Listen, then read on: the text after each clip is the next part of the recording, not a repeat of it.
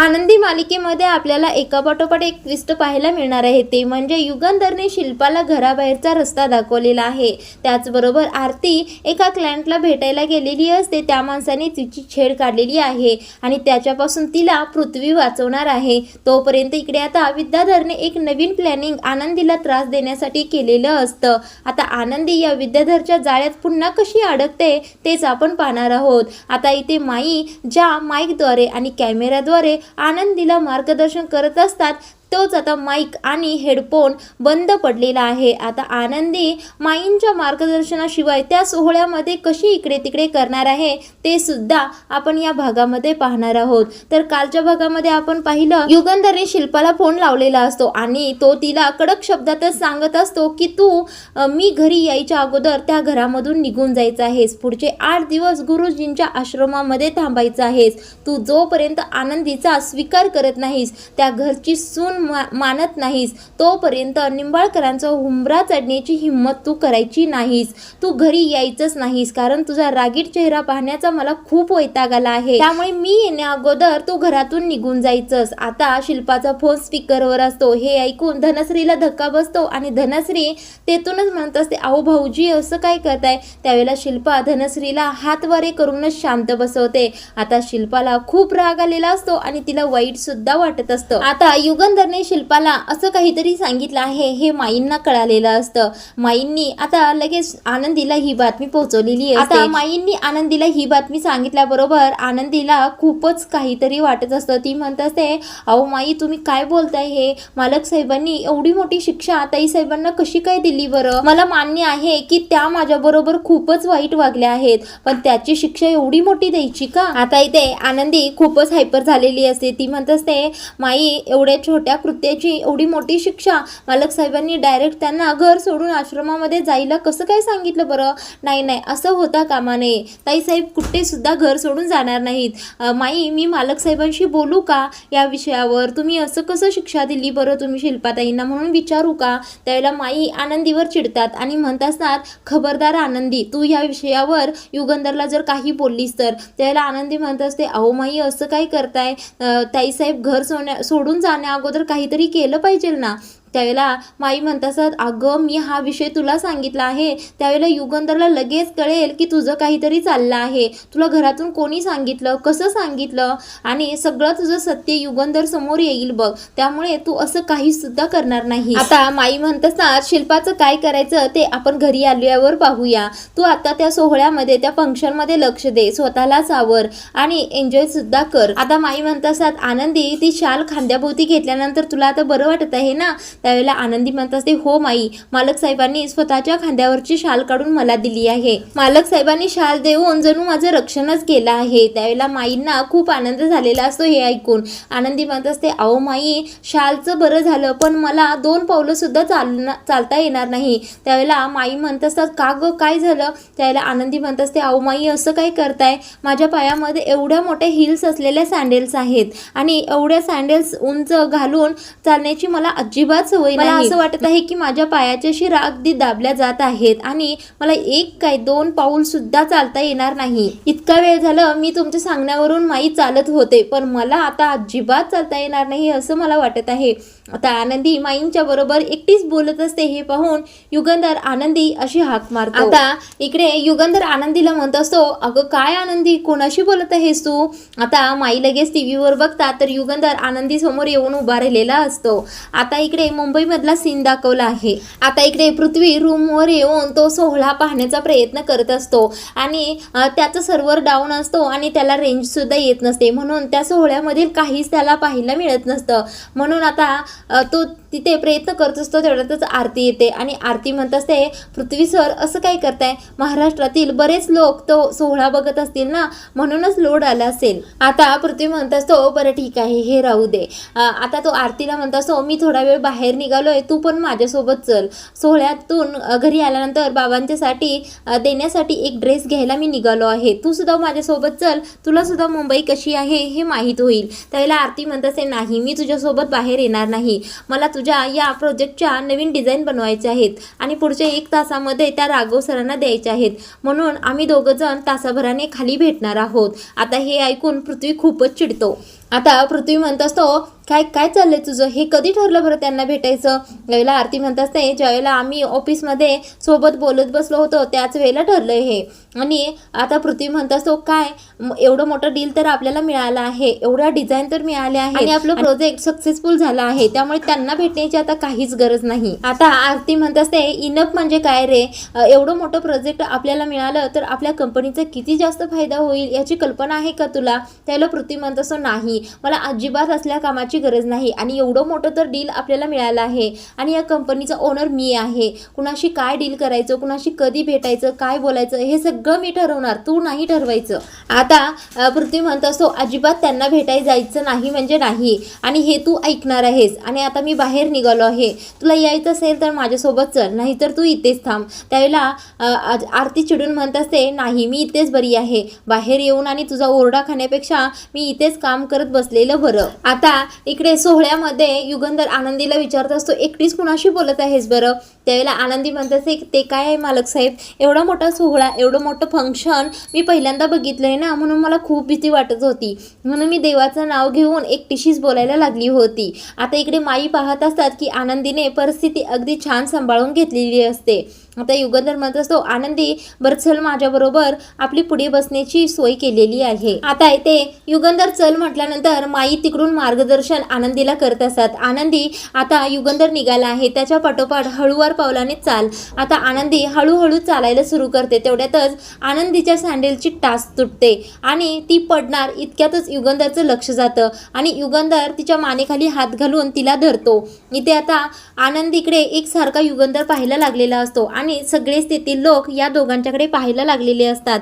आता माई आणि बापू सुद्धा तिथे टीव्हीवर हा सीन पाहत असतात. इथे विद्याधरची मात्र चांगली जळजळ झालेली असते, त्याला अजिबात या दोघांचं कौतुक वाटत नसतं. आता इथे सगळेजण पाहणारे या दोघांकडे पाहून टाळ्या वाजवायला लागलेले असतात.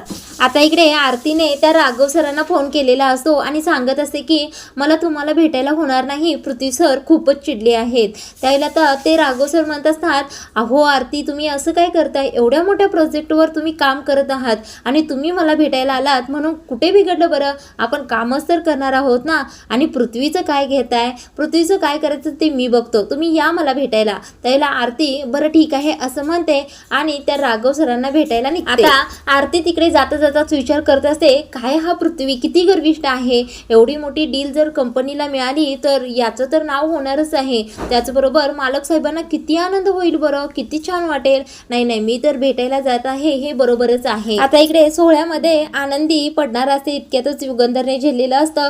आता युगंधर काय करतो, तिच्या हाताला धरतो आणि तिथेच खुर्चीवर खाली बसवतो आणि तिला विचारत असतो, आनंदी बरी आहेस ना तू, तुला कुठं लागलं तर नाही? आता हे सगळं माई आणि बापू तिकडे मोबाईलवर पाहत असतात, त्यांना युगंधरचं खूप कौतुक वाटत असतं. आता आनंदी म्हणत असते, मालक साहेब, मला सवय नाही ना एवढे मोठ्या टाचेची सँडल घालून फिरण्याची आणि माझ्या सँडलची आता टाच तुटली आहे, आता मी काय करू बरं? आता युगंधर म्हणत असतो, अगं एवढंच ना, मग त्यात एवढं घाबरायचं काय? त्याला आनंदी म्हणत असते, अहो मालक साहेब, या कार्यक्रमामध्ये जेव्हापासून मी आली आहे तेव्हापासून मी काहीतरी चांगलं करण्याचा प्रयत्न करते, माझ्यामुळे तुमचा कमीपणा होऊ नये, मान सन्मान कमी होऊ नये याचा मी पुरेपूर प्रयत्न करते, पण माझ्या हातून अशी काहीतरी चूक घडते की असं काहीतरी अलगद घडतं आणि या सगळ्यामुळे माझा खूप गोंधळ होत आहे. आता इथे आनंदीने पुन्हा टेन्शन घेतलेलं असतं, मालक साहेब मी आता काय करू? आता युगंधर म्हणत असतो, आनंदी सँडेलच तुटला आहे ना, जरा शांत बसशील का तू? त्यावेळेला आता युगंधर काय करतो, आनंदीला शांत बसवतो आणि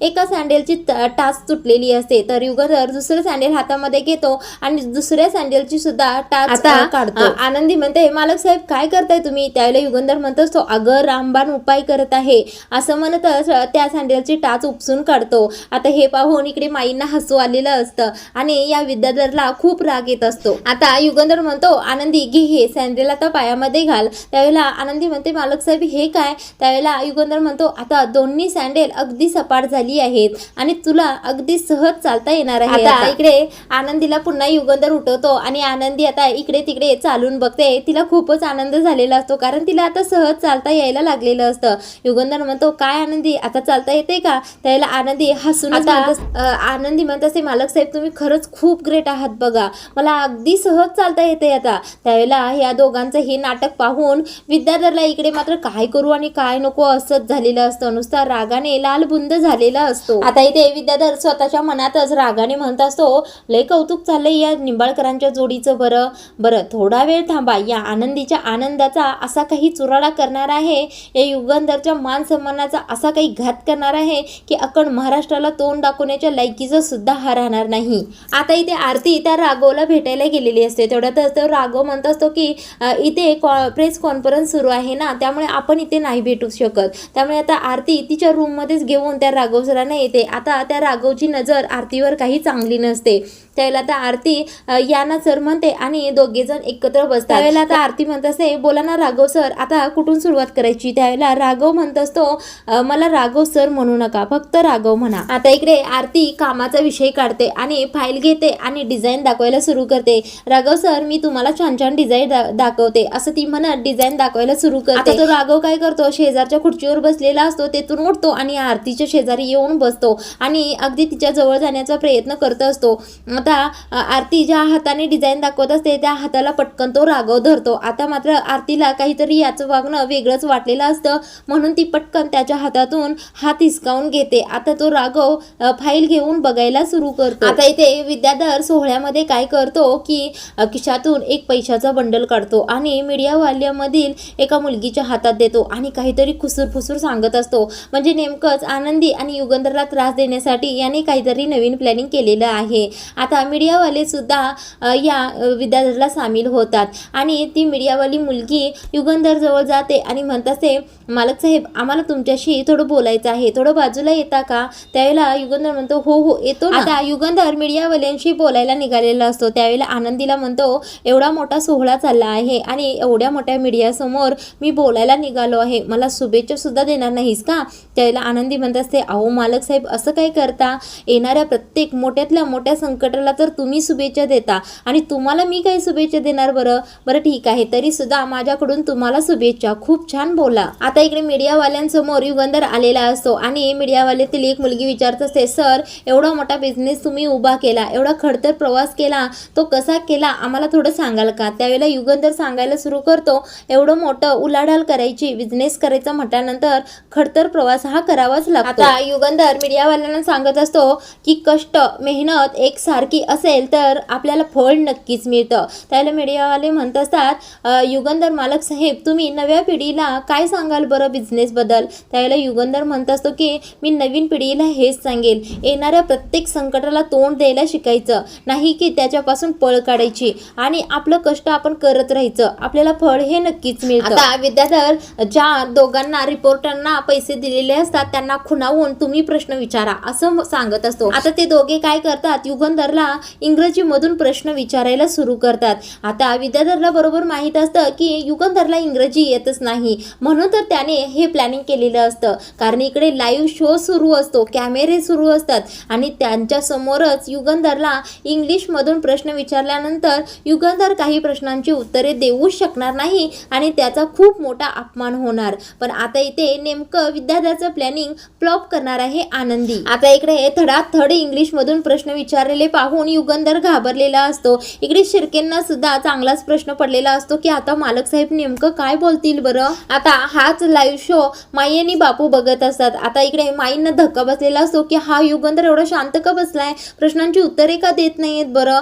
आता इकडे युगंधर शांतच उभारलेला असतो, कारण त्याला ते प्रश्नच कळत नसतात तर उत्तर कुठून देणार आणि इंग्लिशमधून कसं देणार. त्यावेळेला बापू म्हणत असतात, या पत्रकारांनी नेमकं काहीतरी घोळ घातला आहे, काहीतरी खुळसटपणाच करत आहेत हे. आता इकडे माईंचं हे बोलणं ऐकून आनंदी म्हणत असते, माई काय झालं बरं, तुम्ही एवढं टेन्शनमध्ये का आलाय बरं. त्यावेळेला माई म्हणत असतात, अगं खूप मोठी अडचण आली आहे. त्यावेळेला आनंदी म्हणत असते, अहो काय झालंय मालक साहेब, तर त्या सगळ्या पत्रकारांच्या सगळ्या प्रश्नांची उत्तरे अगदी व्यवस्थित देतील, काय झालं आहे माई. त्यावेळेला माई म्हणत असतात, आनंदी नाही, युगंधर प्रश्नांची उत्तरे नाही देऊ शकणार. आता इकडे आनंदी म्हणत असते, माई नेमकं तुम्हाला काय म्हणायचं आहे मला सांगा बरं. त्यावेळेला माई आता युगंधरचं न शिकलेलं सत्य आनंदीला सांगत असतात. त्या म्हणत असतात, अगं मीडियावाले सगळे इंग्रजीमधून प्रश्न विचारत आहेत आणि युगंधर त्या प्रश्नांची उत्तरे नाही देऊ शकणार. त्यावेळेला आनंदी म्हणत असते, का बरं, काय झालं माई? त्यावेळेला माई म्हणत असतात, अगं युगंधर शाळा शिकलेला नाहीये, तो अडाणी आहे. आता आनंदी म्हणत असते, माई तुम्ही काय बोलताय, हे काय बोलताय?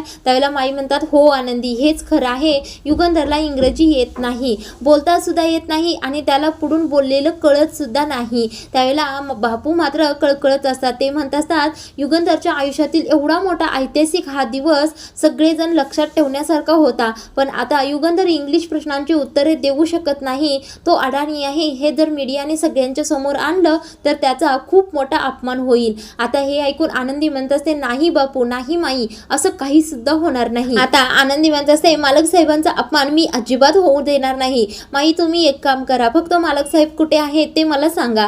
त्यावेळेला माई म्हणत असत, अगं आनंदी तू काय करणार आहेस बरं? आता इकडे माई आनंदीला, बरं ठीक आहे आनंदी, मी सांगते तसं कर. आता आनंदी उठून उभा राहते. माई आता हळूवार तिला डावीकडे वळायला सांगतात. आता आनंदी खुर्चीपासून थोडीशी बाजूला येते. पुन्हा माई तिला डावीकडे वळायला सांगतात. आनंदी डावीकडे वळते. त्यावेळेला आता माईंना रेड कार्पेटवरचा रस्ता दिसायला लागलेला असतो. आता माई म्हणतात, चल आनंदी हळूहळू पुढे चल. आता आनंदी हळूहळू 4 पावले पुढे जाते. त्यावेळेला युगंधर आता माईंना कॅमेऱ्यावर दिसत असतो. आता माई म्हणत असतात, अगं आनंदी आता थांब, युगंधर कॅमेऱ्यावर दिसत आहे. आता इकडे आनंदी हळूहळू युगंधर जवळ पोहोचत असते. तेवढ्यातच युगंधर इकडे हात जोडून मीडियावाल्यांना विनंती करत असतो की मी तुम्हाला एक विनंती करतो, मला जे काही प्रश्न विचारायचे आहेत ते तुम्ही मराठीमध्ये विचारा. ज्या मीडियावाल्यांनी विद्याधरकडून पैसे घेतलेले असतात ते युगंधरला म्हणत असतात, नाही आमचं इंटरनॅशनल इंग्रजी चॅनल आहे, न्यूज चॅनल आहे, त्यामुळे आम्ही तुम्हाला मराठीमध्ये नाही प्रश्न विचारू शकत. आता हे सगळं पाहून युगंधरला एवढं गोंधळलेलं पाहून विद्याधरला आनंद झालेला असतो. तो स्वतःच्या मनात म्हणत असतो, अरे वा वा, काय छान सीन आहे आणि तुझा असा युगंधर अपमान होताना पाहून माझा आत्मा तर शांतच झाला बघ. आता इकडे माई आनंदीला बरोबर मीडिया समोर नेऊन उभं करण्याचा प्रयत्न करत असतात. आनंदी थोडीशी पुढं हळूहळू चाल असं करत मार्गदर्शन करत असतात. पण इथे खूप मोठा घोळ होतो. तो म्हणजे माई आता इकडून सांगत असतात, आनंदी तिकडून ऐकत असते. तेवढ्यातच हेडफोनचं चार्जिंग संपतं आणि दोघींचा कनेक्टच बंद होतो. त्यावेळेला आता माई हॅलो हॅलो करत असतात. आनंदी सुद्धा माई माई करत असते आणि दोघींनाही कळतं की आपल्या दोघींचा संपर्क तुटला आहे. आता बापू म्हणत असं, अगं काय झालं आनंदीला, तुझा आवाज जात नाही का? त्याला माई म्हणतात, अहो आता काय करणार आपण, हेडफोनचं तर चार्जिंग संपलं आहे, आता काय करायचं? तर प्रेक्षकांनो, इकडे माई आणि बापू आनंदीशी कनेक्ट होतच नाहीत आणि आता त्यांना प्रश्न पडलेला असतो की आनंदी नेमकी ही परिस्थिती कशी हाताळेल बरं. इकडे आता आनंदी स्वतःच्या मनाशीच बोलायला लागलेली असते की आता मी काय करू माई. आता आनंदी स्वतःच्या मनाशी म्हणत असते, माईंशी माझं बोलणंच होत नाही आहे, एवढ्या मोठ्या हॉलमध्ये मी मालक साहेबांना कसं शोधू बरं, आणि एवढ्या मोठ्या सोहळ्यामध्ये त्यांनी माझी आबरू वाचवली, मला संकटातून बाहेर काढलं आणि मला एवढा मान सन्मान दिला आणि आता ते एवढ्या मोठ्या संकटात अडकले आहेत, ते प्रॉब्लेममध्ये आहेत, तर त्यांना मदत करणं माझं काम आहे. पण मी त्यांना मदत कशी करू आणि काय करू, मी त्यांना कसं शोधू बरं. आता आनंदीला इथे खूप मोठा प्रश्न पडलेला असतो आणि विद्याधर मात्र इकडे युगंधरची गंमत पाहून खूप आनंद घेत असतो. युगंधरला चांगला घामच फुटलेला असतो की त्याचा आता इंग्रजी येत नाही म्हणून कमीपणा होणार असतो. तर प्रेक्षकांनो, पुढील भागामध्ये आपल्याला आनंदी युगंधरला साथ देताना पाहायला मिळणार आहे. आता इकडे ते पत्रकार असतात, ते मीडियावाले असतात, ते इंग्रजीत पुन्हा प्रश्न विचारायला सुरू करतात. त्यावेळेला आनंदी म्हणते, तुम्हाला मराठीतून नाही तर इंग्रजीतून उत्तरं हवी आहेत का? तुमचं चॅनल काय फक्त इंग्रजीच दाखवतं का? त्यावेळेला ते म्हणतात हो. त्यावेळेला आनंदी पटकन आता इंग्लिशमध्ये थडाथड उत्तरं द्यायला लागते. आता इकडे विद्याधरने नवीन काहीतरी आनंदी आणि युगंधरला गोत्यात आणण्यासाठी प्लॅनिंग सुरू केलेलं आहे. त्याने कुणाला तरी फोन लावलेला असतो आणि तो 3 फ्लॅटची तिकीटं बुक करायला सांगत असतो. हे ऐकते धनश्री. आता धनश्रीला कळतच नाही की फ्लॅटची तिकीटं बुक करायला का सांगत आहेत बरं. आता हा विद्याधर स्वतःशीच बडबडत असतो. तो म्हणत असतो, या आनंदीला वाटत असेल की या घराची ती आता मालकीन झाली आहे, आता तिचं सगळं काही चांगलं झालं आहे. पण नाही, थोडा वेळ थांबा, थोडे दिवस थांबा. या निंबाळकरांच्या घरामध्ये आता खूप मोठा धमाका होणार आहे आणि या घराची, या आनंदीच्या आनंदाची जळून राखच होणार आहे. तर प्रेक्षकांनो, नेमकी या विद्याधरने 3 तिकीटं फ्लॅटची का बुक केली असतील बरं? या विद्याधरचं नवीन काय प्लॅनिंग सुरू असेल त्याचबरोबर पुढील भागामध्ये शिल्पाची काय अवस्था आहे हे सुद्धा पाहायला मिळणार आहे. शिल्पा खरोखरच घर सोडून जाते का पुन्हा आनंदी तिला थांबवण्यास प्रवृत्त करते हेच आपण पाहणार आहोत. तर प्रेक्षकांनो, आनंदी मालिकेचे भाग अगदी पाहण्यासारखेच होणार आहेत, खूप इंटरेस्टिंग होणार आहेत. त्यामुळे आनंदी मालिकेचे रिव्ह्यू नियमित ऐकण्यासाठी आपल्या चॅनलला पटकन सबस्क्राईब करून ठेवा आणि आनंदी मालिका तुम्हाला आवडत असेल तर व्हिडिओला लाईक सुद्धा करा.